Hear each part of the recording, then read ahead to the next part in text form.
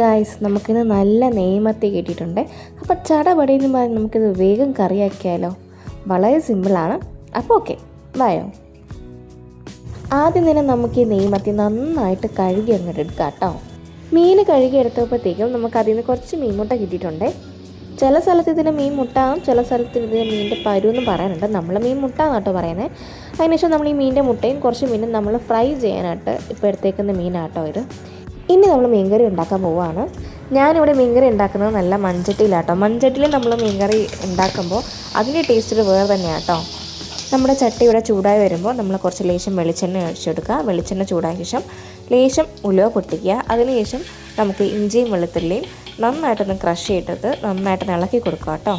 ഇതൊന്ന് ചെറുതായിട്ടൊന്ന് മൂത്ത് വരുന്നവരെ വെയിറ്റ് ചെയ്യണം കേട്ടോ. എന്നാൽ മാത്രമേ നമുക്ക് ഈ ഇഞ്ചിയുടെയും വെളുത്തുള്ളിയുടെയും ടേസ്റ്റും അതിൻ്റെ ഒരു മണവും ഒക്കെ നമുക്ക് നമ്മുടെ മീൻകറിക്ക് നന്നായിട്ട് കിട്ടത്തുള്ളൂ കേട്ടോ. ഇനി നമുക്ക് മീൻകറിക്ക് ആവശ്യമായ എല്ലാം ചേർത്തെടുക്കാവേ. നമുക്ക് ആദ്യം തന്നെ കുറച്ച് ചെറിയ ഉള്ളി നന്നായിട്ട് അരിഞ്ഞാണ് ചേർത്ത് കൊടുക്കുന്നത്. ശേഷം നമ്മൾ 2 പച്ചമുളക് നന്നായിട്ട് അരിഞ്ഞ് കേട്ടോ നമ്മൾ ചേർത്ത് കൊടുക്കുന്നത്.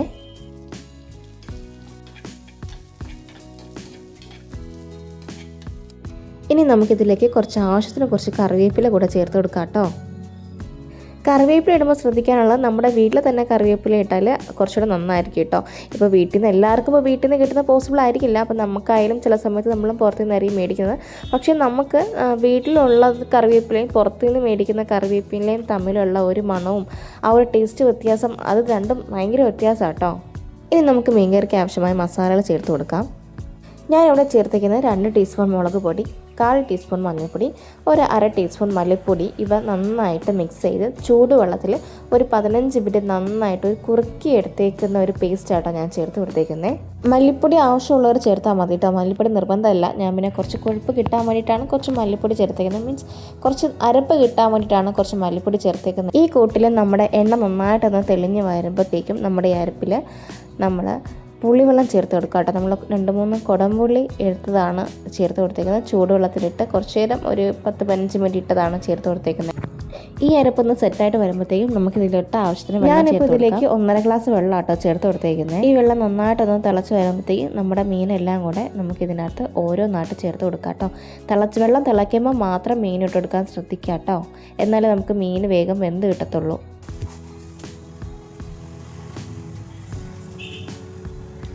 ഇതൊന്ന് തിളയ്ക്കുന്ന വരെ നമുക്ക് നല്ലോണം മൂടി വെച്ച് വേവിക്കാം.